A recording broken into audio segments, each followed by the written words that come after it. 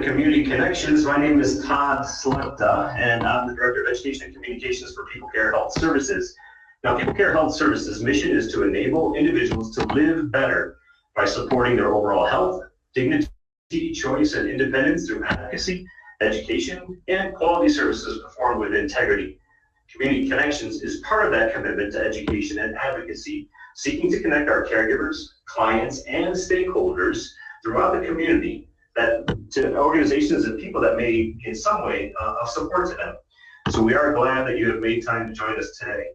Before we get started, we want to remind you that we have muted your microphones so that we don't pick up any inadvertent background noise.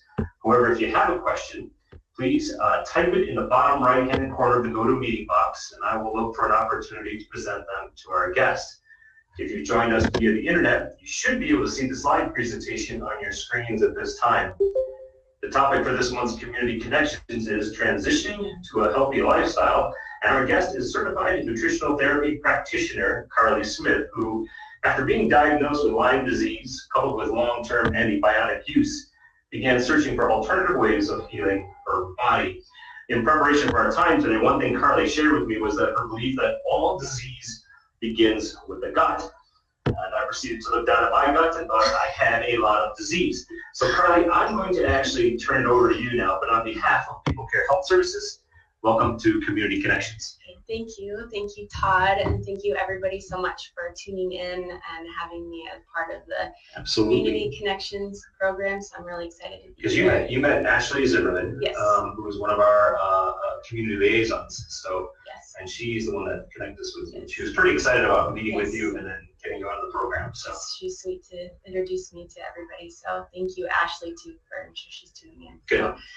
For the introduction. But so I'm excited to be here today. We're talking about how to intro into a healthier lifestyle. Mm-hmm. The plan that I've kind of specifically put together that really breaks everything down and helps people intro and really have that sustainable, healthy lifestyle. Okay. So we'll well, great. They can see. Yeah, you can advance it, and they can see your slides. Okay, perfect. So yes, so it's an intro into a healthier lifestyle. And I'm a little hard of hearing, so you speak loud for me, will you? Yeah, of course.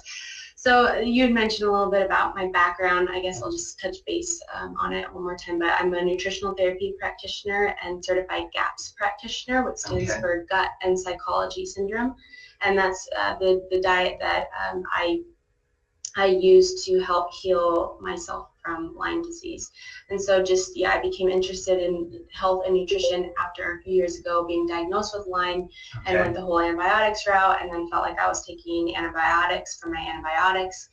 And, I started going off of the all medication and doing my own research. And that's when I stumbled upon something called the GAPS diet, which is a gut healing protocol. Okay. And so 80% of the immune system is located in the gut. So the idea is really that if you can heal the gut, you can help boost your immune system and help fight off whatever you have going on. So I just became so empowered with my healing and the progress and how I was feeling after. Because when we were first talking with Lyme disease, you said you got to the point where it was impacting cognitive function. It had gotten that bad. Yeah, I forgot where I lived during being home from work one day. It was I had no control over my emotions, so it was pretty detrimental.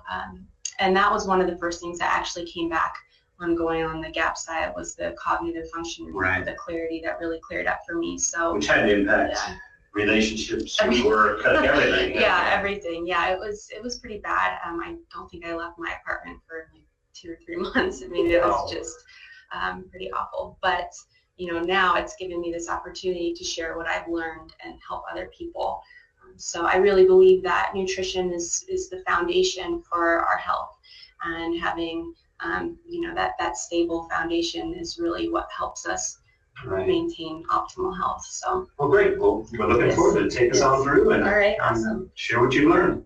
So the first thing I really want to discuss is why diets fail.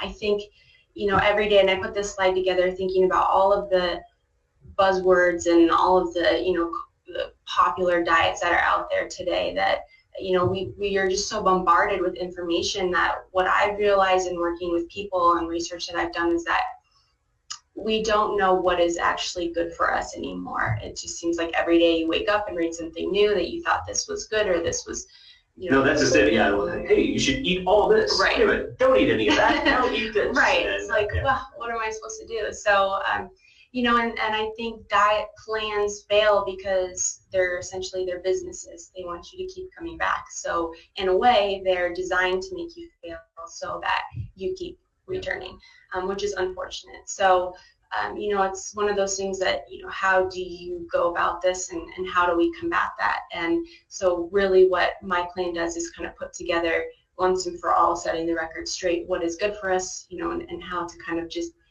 ditch the diets forever and just live healthy and sustainable. So, okay, excellent. But, so one thing I wanted to do was highlight the differences in some of the most common diets that are out there. And one of, I think, the most common, most sustainable diet is the paleo diet, primal diet. I think that's most common and most widely understood as sort of that healthy, sustainable life. But the difference between paleo and then some of these most common diets, I just want to point out some of them.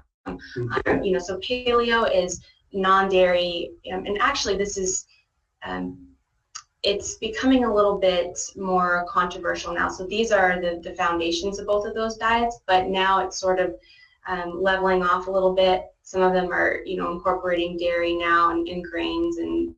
But initially, this is what they're saying. Yes. Paleo is this, right. primal is this. Right, and not meaning that either, which is good or bad, just kind of stating the facts of, what are the similarities and what are the differences. So paleo, yes, is no dairy. You're avoiding your saturated fats, actually limiting your meat, eggs, and ghee, which is clarified butter, no soy, no legumes, and no added sugar. Versus primal, which actually allows some raw and fermented dairy and saturated fats, eggs and legumes. And they also include a lot.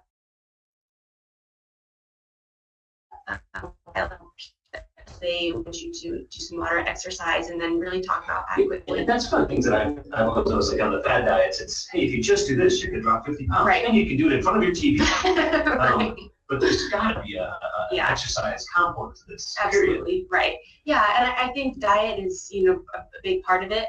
I think it goes both ways. If you exercise a ton and you eat poorly, it's not really going to do anything. But if you eat really well and you don't have any activity, it's kind of the same thing. So it's just finding that balance between the two is important. But you can't have one without the other. Right. Yeah. There needs to be a lifestyle component. And so the similarities between the two are just, eliminating processed foods, no grains, and eating meats and veggies. So that's kind of the basis for those diets. But if you compare them to something like the popular Atkins diet, and just taking the paleo diet, really Atkins is a weight loss diet. So it's low carb, but they also allow dairy. And one of the things about Atkins diet is that it allows processed foods. They have their own line of snack bars and things of that sort. So they actually do allow, it's not really educating you on the proper foods to eat that your body really needs. It's more of like a plan for weight loss. And so, but the similarities between the two diets, you're still eating meats and veggies, and no added sugar really, and no refined flour. But they're a little bit different. And then just comparing them to Weight Watchers, another popular diet plan. Weight Watchers is a point system. Right. It allows all foods, so there's really no education here again that really teaches you on what kinds of foods to eat and avoid, and foods that are really good for your body. And in fact, there really aren't any similarities between paleo and Weight Watchers. I do know. So Weight Watchers is like, you can eat what you want, but you got to stay in this point system. Right, exactly. And I do think that they are changing a little bit, trying to incorporate healthier foods, but I don't think that a point system is not sustainable. You can't count points for the rest of your life. And again, it's not really educating you on what foods are going to be the most nourishing and helpful for your body to have sustainable energy. Points to calories. So if I choose to eat 2 Sundays a day and that's it, right. it's not really healthy, but I can do it and I'm staying under the points. Right, and not all calories are created equal. So I mean, you can take the calories in a Big Mac and then compare them to calories in natural fruits, meats, and good quality fruits and vegetables. And it's definitely not the same. There's way more nutritional value and healthier fruits versus that Big Mac, but calories are not created equal. So it's one of those things to not really count calories. And more learn what foods are good for you. So really, at the end of the day, the common theme between all of the diets is eating real foods and eliminating processed foods, and this is kind of the foundation for that stable, sustainable lifestyle. And so those processed foods are going to be your any of the junk foods, anything that's not really natural to the diet. And that's why on the next slide I have this quote that I love, and it's, if it came from a plant, eat it. If it was made in a plant, don't. And so if you have any question on whether or not something is processed, it's kind of one of those quotes you can think back to. So good. So then you might be asking yourself, well, where do I start? So that's where I've come up with the 70-30 plan, and which essentially I have a fairy godmother? Yes. I'm assuming, tell us who fairy godmother is. So that's my business, nutritional therapy. So I, like you mentioned earlier, I have the quote on my website, all disease begins in the gut. So we'll get to that a little bit later, talking about gut health and why that's important. But so I call myself a fairy godmother. There you go. Yes. But the 70-30 plan essentially just takes into consideration a lot of different things. It's a plan that details the foods that you should be eating, puts gut health as the forefront of the diet, but also really analyzes your lifestyle and helps you change according to you and your lifestyle and at a time that works best for you. Because I think it's not realistic to say that everybody can change in a 28-day diet or a 30-day diet, or some of these different plans. You have to work with what works best for your body and your lifestyle, while at the same time holding yourself accountable. So a few things that the plan incorporates, like I had mentioned, is it has a 3-day reflective food journal where we're starting with one thing a day, where you kind of analyze your life and choose to pick that one area. Okay, so you have a 3-day reflective food journal where you pick one meal a day, and start with that trend, and then that will eventually trickle over to your other meals of the day. And it also involves meal planning, detailing which foods to eat and avoid, and then a little bit we talk about your mind frame and your intention and your lifestyle. So on the 3-day reflective food journal, I usually have my clients fill this out, and what you do here is you record all your meals for the next 3 days, the time that you're eating, what food you have, any beverages, and then as well as any digestive issues or thoughts, feelings, and emotions associated with what how you're feeling and all of that. And this is really important because something happens when you write things down. It allows you to see where you're making your worst decisions, but also somehow you automatically become accountable for what you're eating. And I think it's really interesting when you start writing down your emotions when you eat, because that plays a huge issue or plays a big part into how we digest our foods and how we feel. So if you start feeling guilty or any sort of emotions associated with that, it's important to take notice. Even just the digestive issues, some people don't realize that, oh wow, I might be sensitive to this food. I didn't realize every time I was eating that I was getting a stomach ache. So this is really the first part of the foundation of the diet. And then from here, once you've analyzed your 3-day food journal, you pick one area of the day where you're having your most difficult time eating healthy.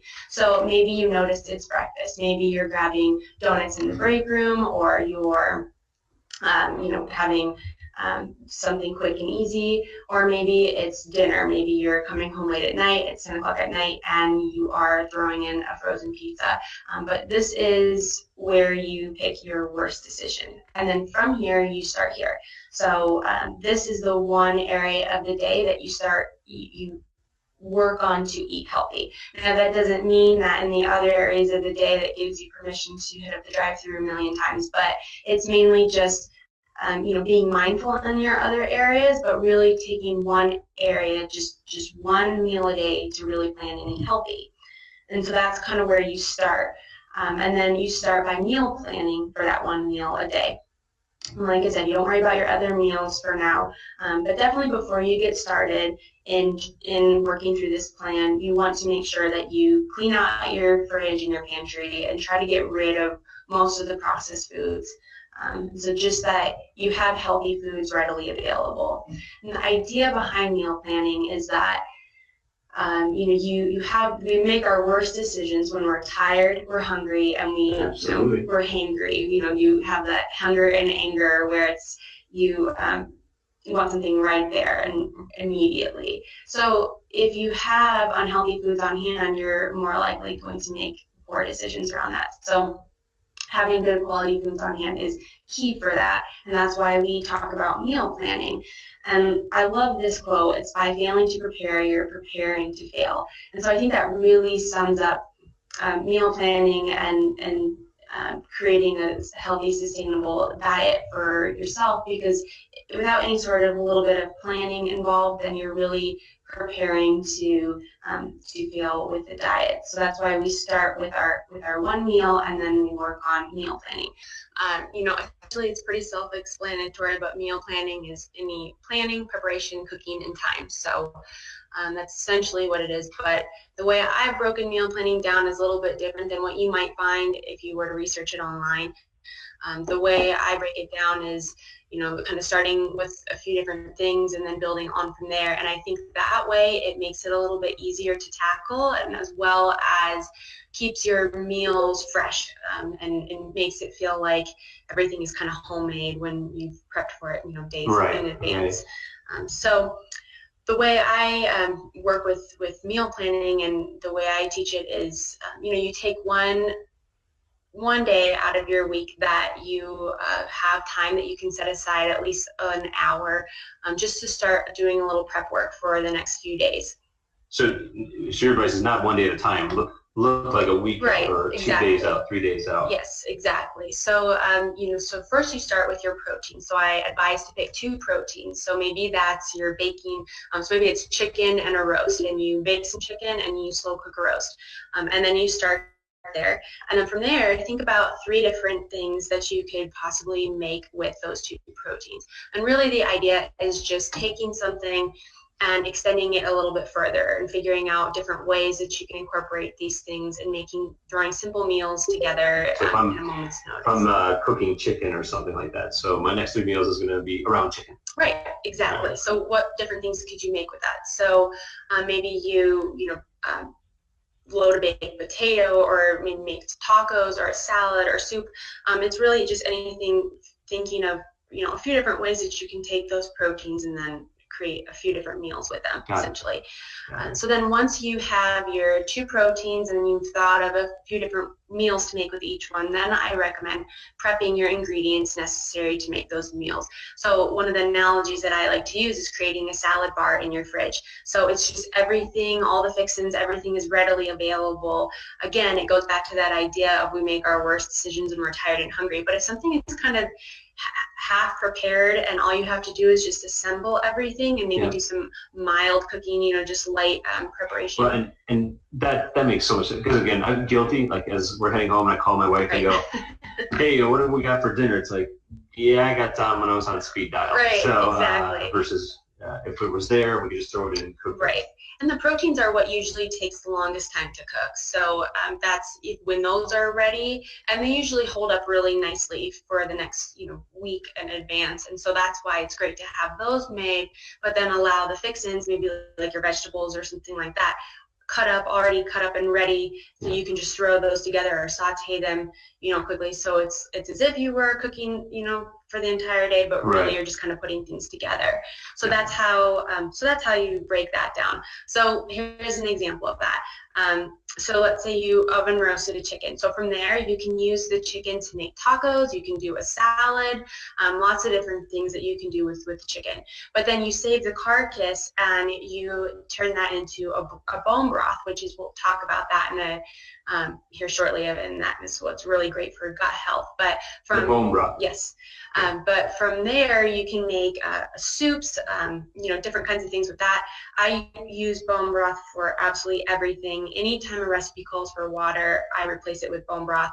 I cook my oatmeal in bone broth. I use it for absolutely anything. So, but from here, I mean, this is, 5 different recipes that you could make just from, or 6 if you use, the oven roasted chicken, just use that as a recipe. So, I mean, there are, this takes you through the entire week, essentially, with just one thing.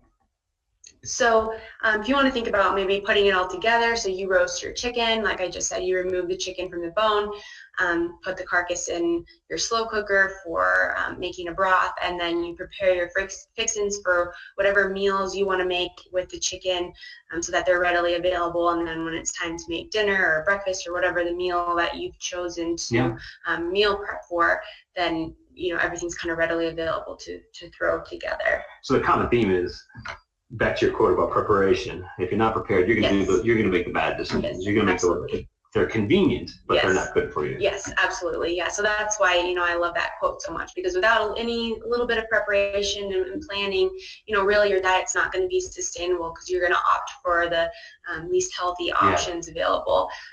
And, also meal planning has been shown to, a lot of people talk about, well, how do you eat healthy on a budget? And I always say you don't have to be wealthy to eat healthy. And meal planning is a huge part for eating, sustainably, and, having a healthy diet and staying within the budget, which it's a big thing. If you just need to make 1 or 2 trips to the grocery store a week and letting that go the entire week, because you really spend a lot of money on dining out. And so if you can just go to the grocery store, get everything you need, and you meal plan, and then you're eating at home for the rest of your meals, it's a little bit more sustainable. Excellent. So, then the 70-30 plan. So part of the reason eating healthy is so difficult is that we try to change too many things at once, and it's not sustainable. So if you break everything down and you work on it into pieces, things start to take shape, and then ultimately you've made a healthier lifestyle. So where eating healthy and preparing meals just becomes part of your daily life, and it's actually enjoyable. And so that's where it kind of, this meal planning and picking 1 meal a day starts to trickle over to what I call a 70-30 plan, which is where you aim to eat healthier about 70% of the week. So if we break it down, let's say our meal planning day is on Sunday, and we meal plan for, the next 5 days. So, if you eat healthier for the majority part of the week, the 70% of the time, that's the majority part of the week. And then the rest of the 30% of the time, you can enjoy a little bit more and indulge and not necessarily feel guilty about it, because the majority of the time you're eating healthier. Now, again, it offsets it a bit. Right. Yeah. And it doesn't give you the free will, like I said, to hit up the drive-through a million times a day, and you wouldn't want to either, but it gives you that flexibility. And this is, again, where the sustainable part of it comes in. And this is why diets fail, is that they're sustainable. Anything that completely cuts out sugar, or I do think it's important to, eliminate the sugar or reduce the sugar or reduce the processed foods. But, if you want to go out to eat on the weekend, or you go on vacation, these are times where you should be able to, let your boundaries, exactly, and enjoy it, and and then you can move on for it, because that 1 meal isn't going to make a difference in the way you feel. You go and you enjoy it, and then you move on with your life. So that's why that this is sort of that sustainable lifestyle, where you don't necessarily have to worry about dieting. It's just, you're just doing it, but you're also not restricting yourself from things, which can cause, I really believe, further damage down the line. So it's kind of that all-inclusive plan. Right. So moving on to what to eat. So, you've picked your 1 meal a day. You're starting to meal plan for that. Okay, great. So what kinds of foods do I incorporate? And, you know, essentially it's, you know, your macronutrients, so your proteins, your carbs, and your fats. And a very general rule of thumb is about 40% carbs, 30% fats, and 30% proteins. So, you know, your carbs come from mostly your greens, your fruits and vegetables, you know, and I'm a fan of grains. I think that, you know, people, it's a controversy, you know, eliminate them or have them in your diet. Because I heard there's this whole movement out right now about breads in general. Right, and gluten-free and all of that. And actually, in fact, it's kind of a misconception. If you have issues with grains, and digesting them, it's typically not the grains itself, it's a digestion problem. So chances are you need some sort of gut healing protocol to be able to incorporate those and digest them properly. Now, where that stems from is that we've been incorporating grains in not necessarily their properly prepared form. So when we're eating grains now, it's processed and it's generally not very healthy. So if you are incorporating grains into your diet, I recommend sprouted grains, and that's where that's, you know, way back in our diets is what we were usually doing when we were eating grains. And yeah, I'm sure we want to get sidetracked on grains, but I still remember when growing up when my grandmother made bread, it was small loaf and really heavy. Right. But Wonder Bread is something different. Like it's wonder what is in it. So, but it's kind of that thing where, my reading was my grandmother was doing it right. Right. So. It's true. I mean, we've had grains in our diet for thousands of years, and my fear with what with our diets now is that we're kind of eliciting the same war on grains and dairy that we did to fats in the 1990s, and everybody's taking them out of their diets when really it's just a misconception that they need to be in our diet but in their proper form. So if you can tolerate grains, great, just make sure they're not highly processed enriched flours or things like that. It's you know, whole grains, and then moving on from there, you know, just making sure that, you know, you can digest them properly and that, you know, you don't have any issues with them. So if you do have digestion problems, again, it goes back to that kind of gut healing protocol, and we can talk about that in a minute when we talk about gut health. But so grains are fine for the carbs, and about 40% of those. And then moving on to proteins, that's generally the best forms are from meat, sustainably raised, no hormones and antibiotics, things like that. So you want natural sources for meats for your proteins, eggs, those are great as well. And then fats, again, kind of talking about that, you know, the war on fats in the 1990s. Fats are not bad for our body. They're actually the preferred source of fuel for our body. So I like to use the analogy that our body's energy is like a campfire. And fats are logs, which keep the campfire burning over a period of time. And then carbs are kind of like the grasses and the little sticks and things that you put in there to sort of spike the fire. That's kind of what it does to our energy. So fats are really important to start incorporating into your diet to keep your energy stable over a long period of time. But, you know, it kind of goes back to making sure that they're the right kinds of fats. So animal fats, real butter, grass-fed butter, ghee, which is clarified butter. All of those things are really good to start incorporating into your diet, cooking your foods in them. Avocados, nuts and seeds are another really great source of fat. Fish, omega-3 fatty acids, things like that. So fats are really important for our body to have. And so putting it all together, so how does that 30, 30, 40 all kind of come together? And it's really quite simple. So if you just had a pan-fried pork tenderloin with sauteed root vegetables and you made it in a healthy cooking fat. So this is essentially what that would look like. It's just mixing up your vegetables, your carbs, cooking it all in a really good quality fat, and then having some protein. This would just be a slight little example of that, but really quite easy to do. And if you were to meal plan for this, maybe you took the vegetables and cut them up ahead of time and just had them in a container. You could make the pork on your prep day, so that way when you come home at night to make this meal, all you have to do is just saute up the vegetables. It takes 7 minutes and 1 pan, and you're done. So, so then move on to gut health, and this is my most favorite topic because I think that this is so overlooked, but I really think it should be the foundation of all of our health and what we really focus on. So in talking about what to eat, you know, we've talked about the foods to eat, but then how to heal and seal the gut lining, and then make sure that you have that optimal gut health, and how to maintain that in your diet and going forward is really important. So like I said earlier, 80% of the immune system is in the gut, which is huge. There's a number of issues, diseases, and, you know, autoimmune conditions now that looking back to the gut. Lyme disease certainly isn't an autoimmune condition, but it functions very closely to one. So it was really amazing after I went on a gut healing protocol to see how many issues really cleared up with Lyme.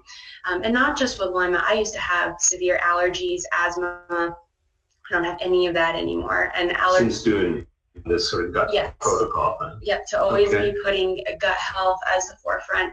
I don't have any allergies, you know, even seasonal allergies and food allergies as well. Those usually stem from the gut. So people that have sensitivity to dairy or grains may in fact need a gut healing protocol, and then, you know, they might be able to incorporate them later on. But depression, anxiety, autism, things like that are all can be related back to the gut now. There's, you know. Well, and I did get a private message, and yeah, folks, we will be putting this PowerPoint on the website, so you will be able to download it and take a look at it. So go ahead and send your questions to us, and we'll answer them throughout as Carley presents here. But yeah, we will have her PowerPoint slides up on the website. Awesome. Yeah, so a lot of things stem back from the gut, and now, you know, they're calling gut the second brain. So you know, so I have a huge brain. That's what it comes down to. That. I want that out there. So. Right. No, but it's really interesting that the gut has all of these sensory functions, and that it can really act independently from the brain, which is pretty fascinating. So, you know, a lot of things can be affected here. And then what I think is particularly fascinating is that 95% of your serotonin is produced in the gut as well. So, you know, that's involved in your sleep and your wake cycle, your hunger, your mood. So that's, you know, really important to, you know, kind of always be coming back to that gut health. And then serotonin also involved in appetite control, like I say, in eating behavior. So that can be a big thing as well. So gut health, if you're thinking about, you know, losing weight or, you know, transitioning to a healthier lifestyle, this is why I really truly believe it needs to be at the forefront of our health systems. So there are a lot of different signs that, you know, your gut bacteria could be out of whack. There's a couple different things when you think about gut health that you want to look at. You want to look at the gut bacteria, the gut flora, and then the gut lining. The gut flora needs to always be in a you know, a balance. You know, you want a balance of the good and the bad bacteria. And when you have issues, it's usually that the bad bacteria is overgrowing and taking over. So you want to maintain that balance, as well as, you know, healing and sealing the gut lining. So a lot of times you'll hear that leaky gut, having a permeable gut barrier, and that's allowing undigested foods to seep into your system, and that's what kind of can cause autoimmune issues or food allergies. So all the signs that you're showing right there are things that people should be watching out for? Right, absolutely. So digestive issues, number one, that's, you know, any sort of digestive issues, gas, bloating, constipation, things like that can obviously be a red flag for gut problems. Mental issues, you know, like I said, cognitive thinking, cognitive function can be a sign for gut-related issues. And because a lot of times people have deficiencies in certain nutrients, and it's not necessarily that they're not getting enough nutrients. They may have a leaky gut or gut issues, and that focuses on your body's inability to absorb the nutrients. So that's where, you know, that issue can come from as well. Okay. So then overuse of antibiotics, and that's, you know, any kind of type of medication can be definitely damaging to the gut barrier. And stress, huge. Stress also weakens our immune system, and it decreases the digestive enzymes in your stomach, so you're not properly even digesting your food. And again, that affects the gut flora as well, and it can cause that overgrowth of bad bacteria. And skin problems as well, which I think is interesting, and I call it kind of that silent gut killer, is that people don't really realize that they might have eczema or certain acne, a lot of different kinds of skin issues, but really they might be thinking it's the skin and they don't have any sort of digestive problems. But really, you don't necessarily have to be experiencing digestive issues to have a gut issue. So skin is definitely a red flag for a gut. One of our listeners asked, wheat is sprayed with looks like glyphosate. Wheat is sprayed with it in the U.S. when it's harvested, and some research has shown that this is the issue behind the intolerance. Are you familiar with that information? If so, like, what are your thoughts on that? Right, absolutely, yeah. I mean, any types of the harmful chemicals or things like that that are used in treating our foods can play a huge role in it.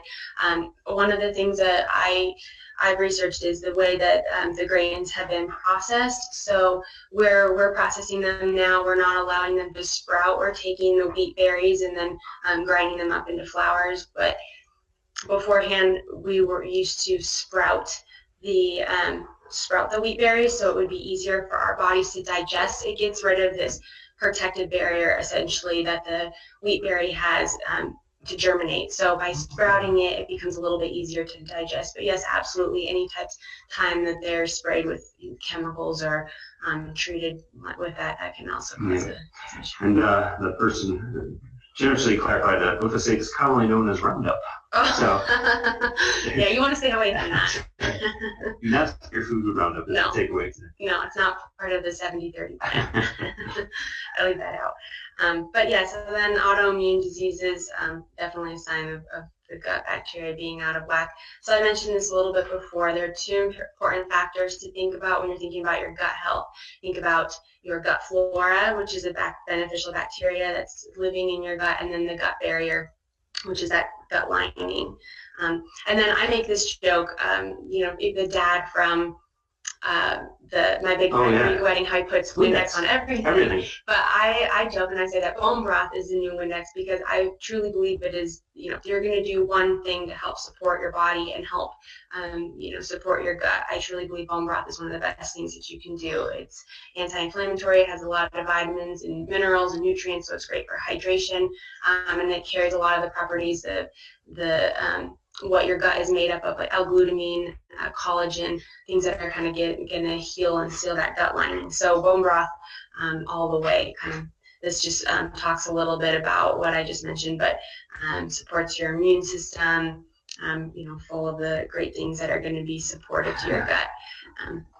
So bone broth, coming back to that, how to make it. And I don't want people to get too hung up on the bone broth making process. It's really quite a simple process. It's very easy to do, and it's really not anything to kind of be intimidated about. Anybody can make a broth, but essentially I've broken it down on my website into a few easy steps. 4 easy steps. So the first thing that you do is you pick your bones. So you can use chicken carcass or knuckle or marrow bones, and you start there. So knuckle bones, we're talking beef knuckle bones or beef marrow bones, those are going to be the most gelatinous, meaning that they have the most gut healing nutrients in them. So those bones, if it's your first broth, I recommend starting with the chicken, just because it's the most neutral and it's probably the easiest one to handle. But if you are going to go the chicken route, you just take an entire chicken and put it in your slow cooker or put it in a pot over the stovetop.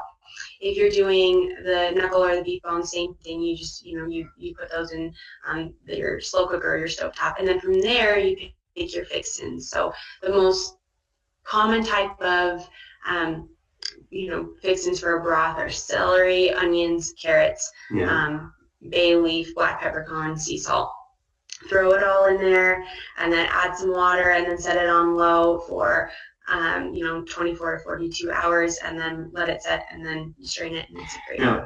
There are store-bought bone broths. Right. Are you opposed to that, or what are your thoughts on that? No, and I think honestly, if you, and I tell some of my clients is that if it's too overwhelming for you to make broth, absolutely buy it. Just make sure that you're buying it from a really good source. So make sure they've actually used humanely raised bones, and it comes from a sustainable source, and that they actually have used bones in their broth. There's a lot of different brands out there. I know Pacifico is one of them, and it comes in the like the like the cardboard container, but it says bone broth on it, and it's just a marketing scheme. You look at the ingredients and it doesn't say anything about bone. It's more of a stock, meat stock, which is fine. You can use meat and make a broth with that as well. You're just not going to necessarily get as much of the healing benefits from the bones, and that's what we're really looking for the gut health. Good. So, yeah. No, that was a question that was thrown out there. No, that's a good question. Yeah, and if like I said, I mean, if that's how you to get it in your system, at least just use, if you have to buy it, it's totally fine as long as you make sure it's from a good source. I know there's a few bare bones broth, Bonafide Provisions, Epic makes a broth. I know they sell that at a few stores around here. But yeah, I mean, there's more companies that are popping up, left and right, and you're buying online as well, which is a really good source. Yeah. So I think bone broth, if you're going to think about supporting your gut health, that would be kind of the best way to start. But yeah, that's the end. All right. Hey folks, if you have any questions, you can just here they come. Does freezing your homemade bone broth take away any of its benefits? So planning ahead kind of idea. I haven't heard of any that it decreases any of the nutritional benefits, and I think a lot of people freeze their broth ahead of time. I think, if you freeze it for too long, you might lose some of that, but I definitely make mine in advance. And even a tip for freezing it too is to put it into ice cube trays, and then when you want it, you can just pop out as many cubes as you need. Sometimes you only need a few, or depending on what you're making. But yeah, I think freezing's a good idea. It's also a great trick to spray on someone too. You just saying. Put your broth in your water. That'd be a surprise. No, the idea of using it is like yeah, exactly. All right. Other questions out there before we start wrapping up? With our little interruption, we're probably running a little bit late here, so we will begin winding down here. All right. There's a private one. Back to bread, it sounds like. So are there any particular breads out there or grains or brands that you'd recommend that aren't? Yeah. Yes. I can't think of the name of the brand off the top of my head. I can see its label. I mean, Ezekiel is one of them. Then I don't know and I think they might have some sprouted breads. I know Dave's Bread makes a few sprouted breads, and generally in your health food stores, they're in some of the brands are in the freezer department. And I know I know, like Udi's is out there in the frozen section. Right. So you want to, and so what you want to look for in buying them is just make sure that they're sprouted or they're made from a whole grain. Even local bakeries, a lot of times, will use better quality ingredients. So it's just asking them, about it. Sourdough bread is another really great option, and especially a sprouted sourdough bread, because the dough has fermented, and those fermented foods are great for gut health and gut bacteria. Okay. Another one, back to the bone broth. How often should you use bone broth? How much is enough, or is it too much? Yeah. It's a great question. Generally what I recommend is if you're going on some sort of gut healing protocol or using it for any type of healing, about 4 cups a day. But if you're just trying to incorporate it into your diet, I think in anything, yes, anything can be excessive. So, just be, mindful of that. You don't want to be drinking, a gallon every day, don't be excessive. But, in trying to incorporate it in your diet where you can, that's really what we're looking for. And like I said, there's so many different ways that you can incorporate it into your diet. I, use it in my oatmeal. I have recipes and a whole blog post on making these base soups that I love that are so great for meal planning. Just throwing a few different vegetables in there with your broth, blending it and pureeing it. And it's actually really great for your gut as well, because I like to call it it's pre-digested. The food's cooked and blended. So I feel like when your stomach gets it, it's like, oh, thank you. I don't have to do anything. Exactly. So, making those is another great way to get bone broth in your diet every day versus just having to just drink it plain. Circling back, one listener, speaking of fermented nutrients from sourdough, what are your thoughts on, and now they're just testing me with words now, is it kombucha? Oh, kombucha. Kombucha for gut health. What's your thoughts on that? Yeah, and That's a good question. I think kombucha is good, but it generally should be used as a tonic. So sometimes I just saw in the store the other day, one of the Synergy GT Dave's kombucha, and it's like in this giant, like 40-ounce thing. I'm like, wow. So, you should be mindful. A lot of kombuchas have a lot of sugar content in them, and then in reading the food labels, really make sure to check the serving sizes, because it might only say 2 sugars, but it has 8 servings. That's a little bit more than what you probably thought. So just be mindful. Again, in dealing with gut health, you want to eliminate the bad bacteria and anything that the bad bacteria is going to feed on. And sugar and starches are the number 1 thing, the 2 things that they feed on for that bad bacteria to grow. So you want to be mindful of your sugar content. I do like kombucha. Just be cautious of the brand, making sure that the sugar content is in line, and it's not, you're not getting, you're also getting the good probiotic content in it as well. Okay. Any other questions, folks? So we're gonna be wrapping up. We do have a comment more. One of our listeners, thank you for this presentation. Being single in cooking has always been a challenge, but your meal planning suggestions are really healthy and so you can save some money. So thank you. Hey folks, that brings us to the end of our April community. And on behalf of People Care Health Services, Carley, and all those who attended, we want to thank you. We want to give a thank you in quotation marks to the Mesa County Library System and for letting us be here today. We have recorded this presentation and we'll make it available on our website at www.peoplecarehs.com. Click on the Education tab and you will see a link to Community Connections, and all of our past programs, including this one, will be there. Next Community Connections will be Wednesday, May 10th at 1:00 p.m. and we will send out invitations via email and voice platforms and our social media as we did for this one. With that, we will bring this Community Connections to a close.